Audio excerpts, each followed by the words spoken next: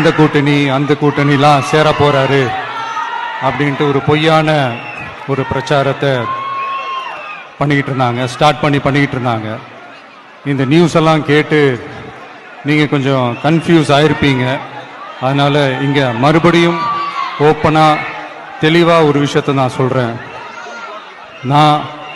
நாங்கள் எப்பவுமே மதச்சார்பற்ற கொள்கைன்றதில் அந்த ஸ்டாண்ட்லேயோ மதச்சார்பற்ற சமூக நீதி என்ற அந்த நிலைப்பாட்டிலேயோ எப்பவுமே சமரசம் வச்சுக்கவே மாட்டோம்.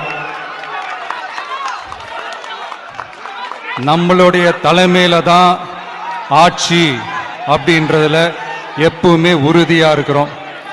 நம்மளுடைய முதல் மாநாட்டில் கூட நான் சொன்ன மாதிரி அரசியலில் யாருக்காகவும் எதுக்காகவும் எந்த விதமான ஒரு சமரசமும் நாங்கள் வச்சுக்க போறது எல்லாம் அந்த பேச்சுவார்த்தை